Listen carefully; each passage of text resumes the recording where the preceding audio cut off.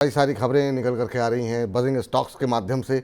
उन खबरों में क्या स्ट्रेटजी होनी चाहिए वो अब ज़रा समझने की कोशिश करते हैं। तो एक एक करके ज़रा स्क्रीन पर लेकर के आते हैं। सबसे पहले हमने चूँकि शुरुआत आज की मिठास के साथ की थी, तो आज बजिंग स्टॉक्स की भी शुरुआत मिठास के साथ करते हैं। रेणुका शुगर्स के साथ आगाज़ करते हैं। रेणुका शुगर पर खबर ये आई है सर कि अनामिका शुगर मिल्स को कंपनी के बोर्ड ने खरीदने के लिए मंजूरी दे दी है और इस खरीद के बाद से उत्तर प्रदेश के अंदर जो है कंपनी की स्थिति और मजबूत होगी। 235.5 करोड़ रुपए में ये कंपनी का अधिग्रहण किया जाएगा और इस अधिग्रहण से यूपी के अंदर जो कंपनी की जो प्रेजेंस है वो काफ़ी बहुत अच्छी मजबूत होगी। और इसके चलते आज हम देख रहे हैं कि हालांकि आज तो अगर हम देखें तो पूरे शुगर पैक में तेज़ी है, लेकिन एक खबर भी है रेणुका शुगर के ऊपर। और खरीदारी करने के बाद 110 करोड़ रुपए अलग से कंपनी जो है अनामिका शुगर मिल्स में निवेश करेगी। अभी क्या करना चाहिए, हालांकि अभी आपने टारगेट वगैरह तो बता ही दिए हैं, लेकिन फिर से अगर आप हमारे दर्शकों के लिए रिपीट कर सकें तो रेणुका शुगर को लेकर। जी बिल्कुल। देखिए, रेणुका शुगर 56 रुपए के पास चल रहा है। पहला टारगेट इमीडिएट बेसिस पे 60 और थोड़ा सा लंबा देखते हैं तो 70 रुपए तक जाता हुआ नजर आएगा। और आपने विपुल जी बिल्कुल सही कहा, जो इम्पैक्ट है न्यूज का भी मिल रहा है और जो इस समय डिमांड है इंडस्ट्री की उसका भी देखने को मिल रहा है, तो बने रहना ज्यादा समझदारी है। हम्म, चलिए अगली कंपनी लेकर के आते हैं। और अगली कंपनी में सर यहाँ पर तो बहुत भयंकर पिटाई हो रही है और वो है डेल्टा कॉर्प। सुबह से ही हम देख रहे हैं कि शेयर में धुआंधार बिकवाली हो रही है। कंपनी को करीब करीब 16,000 करोड़ रुपए के आसपास का जो है नोटिस है। ये शायद मुझे लगता है आंकड़े थोड़े से गड़बड़ हो गए टाइप करने में, लेकिन जो है यहाँ पर एक बड़ा नोटिस मिला है। और जुलाई 2017 से लेकर के मार्च 2020 के बीच में कंपनी ने जो ऑपरेशंस किए हैं उसको लेकर के जो है ये नोटिस भेजा गया है। और रकम नहीं अगर चुकाई जाती है कंपनी की तरफ से, डेल्टा कॉर्प की तरफ से, तो फिर कारण बताओ नोटिस जारी किया जाएगा। और आज हम देख रहे हैं कि लगातार, हालांकि कंपनी की तरफ से एक सफाई आई है, वो कह रहे हैं हम कोर्ट जाएंगे इसके मामले को लेकर के, लेकिन एक बड़ा अमाउंट पे करना होगा। और इसके चलते आज सुबह से ही हम देख रहे हैं कि काफ़ी ज़्यादा गिरावट यहाँ पर देखने को मिल रही है। अभी भी 17% के आसपास की गिरावट डेल्टा कॉर्प के शेयर में देखने को मिल रही है सर। एक समय हमने देखा 20% तक की गिरावट देखने को मिली थी डेल्टा कॉर्प में। इस गिरावट में अभी और कितनी गिरावट बाकी है, और क्या ये गिरावट आपको कोई खरीदारी का मौका लग रही है या आपको लगता है, क्योंकि पहले हमने देखा कि जो खबरें निकल करके आ रही थी गेमिंग को लेकर के, उसके चलते पहले शेयर ने टूटना शुरू किया। अब ये है इतने करोड़ का नोटिस आ गया है, तो कुछ अच्छी खबरें नहीं है डेल्टा कॉर्प के लिए अभी फिलहाल। देखिए, मैं जो बोलने वाला हूँ विपुल जी, वो ध्यान से लोगों को सुने समझें और प्लीज, पैसा आपका है, डिसीजन आपको लेना है। 340 रुपए का शेयर 144 रुपए रह गया है और आप बिलीव करिएगा, ये 80 रुपए आएगा ही आएगा। आपको जैसे ही ये अभी 100 रुपए के नीचे जाएगा, कंपनी थोड़े से मेहनत करना शुरू करेगी। यूट्यूबर और खास तौर से जितने फेसबुक और सोशल मीडिया है उन पे न्यूज फैलाना शुरू करेगी। बच के रहिएगा। कचरा स्टॉक के सीरीज में ये आ चुका है। आपको ये आज 145 रुपए पे खड़ा है, 17% डाउन है।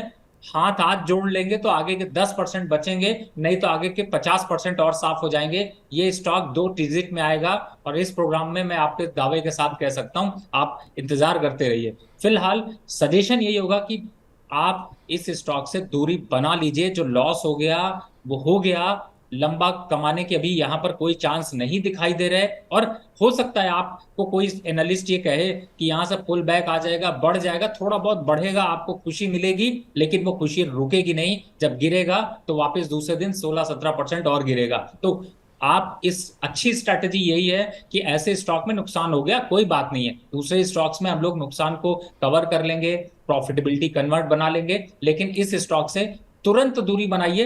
80 रुपए का टारगेट है विपुल जी, ये देख लीजिए। हम लोग आगे के प्रोग्राम से जब डिस्कस करें, 80 रुपए आए तो प्लीज अपडेट डालिएगा। बिल्कुल अपडेट डालेंगे। और जो आप कह रहे हैं सर, वो बिल्कुल काफ़ी हद तक ये तो दिखाई दे रहा है कि आप बताइए 16,822 करोड़ रुपए एग्जैक्टली जो अमाउंट है वो पे करना होगा।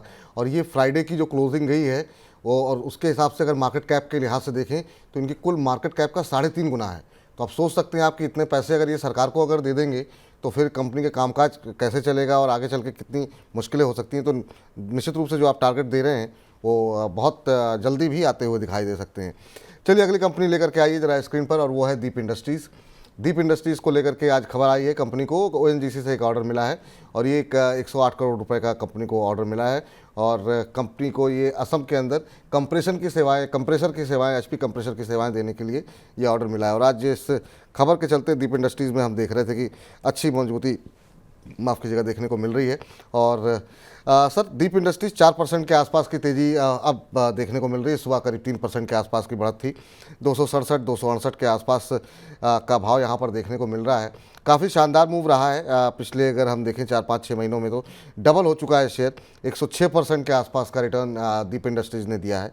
आप कैसे देख रहे हैं और इस सेक्टर को कैसे देख रहे हैं, कंपनी के कामकाज को, और अभी इस खबर का कितना सकारात्मक असर आप देख रहे हैं? देखिए, ऑयल फील्ड और इक्विपमेंट्स में कंपनी डील करती है फंडामेंटली। और अभी जो इस समय मोमेंटम है 266 रुपए है। अगर इसके स्टॉप लॉस और टारगेट की डेली चार्ट पे आप देखेंगे तो आप पाएंगे कि 240 के स्टॉप लॉस से इस स्टॉक में बने रहना चाहिए, पहला। दूसरा, अगर लंबे समय का निवेश रखते हैं तो मुझे लगता है कि 300 का लक्ष्य आपको अचीव होता हुआ नजर आएगा।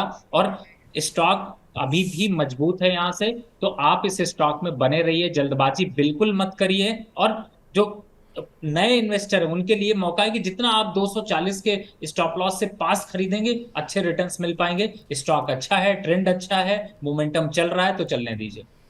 मोमेंटम चल रहा है, चलने दीजिए। और ये फिलहाल आपके लिए सलाह यहाँ पर निकल के आती हुई। अगली कंपनी जरा स्क्रीन पर लेकर के आइए और वो है बजाज फाइनेंस। बड़े अमाउंट को इकट्ठा करने की, जुटाने की बोर्ड से मंजूरी मिल सकती है। 5 अक्टूबर को कंपनी की बोर्ड बैठक होनी है और बजाज फाइनेंस को, हालांकि जो लोगो लगा है वो बजाज फिनसर्व का लगा हुआ है, लेकिन बजाज फाइनेंस पे खबर है। और करीब 80 से लेकर के 100 करोड़ डॉलर जुटाने को लेकर के ये मंजूरी मिल सकती है। और इस खबर के आने के बाद तमाम ब्रोकरेज हाउसेस की तरफ से यहाँ पर पॉजिटिव व्यू आया है सामने। क्यूआईपी और प्रेफरेंशियल इशू के ज़रिए कंपनी ये रकम जुटा सकती है। सीएलएसए की तरफ से जो है हम देख रहे हैं कि जो टारगेट दिया गया है वो काफ़ी बढ़ा दिया गया है। करीब 9,500 के आसपास, 9,300 के आसपास का लक्ष्य दिया गया है। इसके अलावा भी तमाम ब्रोकरेज हाउसेज हैं जो कि जो है यहाँ पर पॉजिटिव रुख अपना रहे हैं। सीएलएसए की तरफ से 9,500 का लक्ष्य। सर, सुबह से ही मोमेंटम में था और जैसे जैसे दिन ख़त्म हो रहा है वैसे वैसे हम देख रहे हैं कि जो तेज़ी है वो बढ़ती हुई दिखाई दे रही है। और बड़े शेयर जब इस तरीके से आप मूव दिखाते हैं तो वो कम होता है। ऐसा आप कैसे देख रहे हैं? और जिस तरीके से तमाम इंटरनेशनल ब्रोकरेज हाउसेस ने अपने लक्ष्य बढ़ाए हैं, तो क्या अभी करंट लेवल पे खरीदारी की सलाह रहेगी आपकी? देखिए विपुल जी, यहाँ पे दो सवाल उठते हैं। एक, अगर आप इंट्राडे ट्रेडर हैं तो प्लीज आज मत इन्वेस्ट करिए, वेट करिए थोड़ा करेक्शन का। 77 के आसपास आएगा तो रिस्क रिवॉर्ड रेशियो अच्छा हो जाएगा। अब अगर लॉन्ग टर्म इन्वेस्टर हैं तो बिल्कुल 8300 और 8500 तक के टारगेट, यानी 8500 तक के लॉन्ग टर्म पे टारगेट अचीव होते हुए नजर आएंगे। चार्ट स्ट्रक्चर स्ट्रांग है, सब कुछ यहाँ पर देखते हैं तो सपोर्ट में दे रहे हैं टेक्निकल इंडिकेटर के। तो मुझे लगता है कि बिल्कुल आप लॉन्ग टर्म के हिसाब से बने रहिए। इंट्राडे ट्रेडर को मैं जरूर यहां पर कहूंगा थोड़ा रुकिए सर, 5% की तेजी हो चुकी है। अगर करेक्शन आएगा तो आपके लिए रिस्क रिवॉर्ड रेशियो अच्छा होगा। तो जो निवेशक हैं, लंबी अवधि के नज़रिया है, वो बिल्कुल खरीदारी कर सकते हैं। लेकिन हाँ, जो लोग ट्रेडर हैं थोड़ा सा इंतज़ार करें। अभी इतनी तेज़ी आने के बाद फिर अब वैसे भी समय बहुत कम बचा है, तो आप यहाँ से दूरी रहें तो ज़्यादा बेहतर है। चलिए आगे बढ़ते हैं और स्ट्राइड्स फार्मा को लेकर के कुछ एक खबरें आई हैं। और खबरें आई हैं कंपनी को यूएसएफडीए की मंजूरी मिलने की। कंपनी की एक सब्सिडरी कंपनी है, उसको जो है अमेरिका के अंदर दवा बेचने की मंजूरी मिली है। यूएसएफडीए से अब ये मंजूरी मिली है। और ये मंजूरी एक दवा जो एक कैप्सूल है उसको अमेरिका में बेचने के लिए मिली हुई है। इको सापेंट एथिल कैप्सूल होगी ये।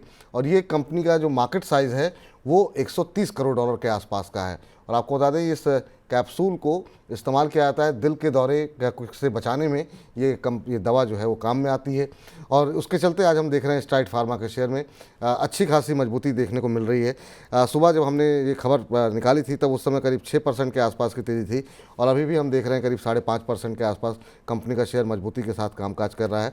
सर, स्ट्राइड फार्मा कैसे देख रहे हैं आप? क्योंकि पिछले कुछ दिनों में भी अच्छा मूव यहाँ पर देखने को मिला है। पिछले एक महीने में करीब 20% के आसपास की रैली देखने को मिली है। 6 महीने में 87-88% शेयर चला है। शानदार मूव रहा है सर। कैसे देख रहे हैं आप इसे? देखिए थोड़ा सा तो इससे तो पहली बात है विपुल जी, थोड़ा लो वॉल्यूम ट्रेड होता है और इन्वेस्टर, सेट ऑफ इन्वेस्टर ही इसमें इन्वेस्ट करता है। तो मुझे ऐसा लगता है कि स्टॉक देखा जाए तो फंडामेंटली काफी स्ट्रांग हो रहा है, लेकिन बहुत ज्यादा जो है वो वॉल्यूम ना होने की वजह से इन्वेस्टर सोच समझ कर निवेश करें। बिल्कुल। क्वांटिटी लें, लेकिन बहुत बड़ी क्वांटिटी लेने की जरूरत नहीं है। टारगेट के हिसाब से देखें तो बिल्कुल आपने सही कहा, यहां से अभी 8% तक की तेजी और आती हुई नजर आ सकती है। ठीक, चलिए आगे बढ़ते हैं और अगली कंपनी जो है वो स्क्रीन पर लेकर के आते हैं। और इसके अलावा जो खबरें आज निकल कर के आई हैं जिनमें हम देख रहे हैं कि काफ़ी शानदार मूव देखने को मिल रहा है, उसमें जैगल का शेयर भी शामिल है, जो कि अभी हाल फिलहाल में वाह के आईपीओ में हमने चर्चा भी की, लिस्टिंग के बारे में बातचीत की। यहाँ पर यह है कि कंपनी में बहुत सारे फंड हाउसेज ने हिस्सा खरीदा है। एशियन ग्लोबल फंड ने कंपनी के अंदर ये हिस्सेदारी खरीदी है और ठीक ठाक हिस्सेदारी यहाँ पर खरीदी गई है। करीब 8 लाख शेयर खरीदे गए हैं 164 रुपये 83 पैसे के भाव पर। इसके अलावा एक और फंड हाउसेस है, वैल्यू क्वेस्ट इन्वेस्टमेंट एडवाइजर्स ने भी यहाँ पर हिस्सा खरीदा है जैगल के अंदर, और यहाँ पर जो हिस्सेदारी खरीदी गई है वो 165 रुपये के आसपास खरीदी गई है। तो ये जो दो बड़े फंड हाउसेस की तरफ से हिस्सा खरीद हुई है, यहाँ पे 33 लाख शेयर खरीदे गए हैं। उसके चलते आज मोमेंटम में है ये शेयर। हालांकि आपको ये भी बता दें कि गोल्डमैन सैक्स की तरफ से यहाँ पर थोड़ी सी हिस्सेदारी कम भी की गई है। और इन तमाम खबरों के चलते जो ब्लॉक डील्स हो रही हैं उसके चलते एक मोमेंटम यहाँ पर बना हुआ है, और इसमें करीब हम देख रहे हैं 3-3.5% की मजबूती जो है आज सुबह से देखने को मिल रही थी, और अभी भी अगर हम देखें तो अब 6% की तेज़ी। तो यहाँ पर अब 167 का भाव यहाँ पर देखने को मिल रहा है। सर, हाल की लिस्टिंग कैसे देख रहे हैं? ये तमाम जो ब्लॉक डील्स हो रही है उसको देखते हुए आपकी राय? देखिए, फिलहाल मुझे याद आता है कि इसकी लिस्टिंग के बाद आपने इस पे कमेंट लिया और हमने कहा था एक बार प्रॉफिट बुक करिए, डिप पे फिर खरीदने का मौका मिलेगा। और वो डिप इसने दिखाया, लोअर साइड पे देखें तो इसने लो बनाया 155 का, आज चल रहा है 167। पॉजिटिव न्यूज है, बिल्कुल बने रहिए। 172 और 173 के टारगेट अचीव होते हुए नजर आएंगे। 172 173 के टारगेट यहाँ पर देखने को मिल सकते हैं।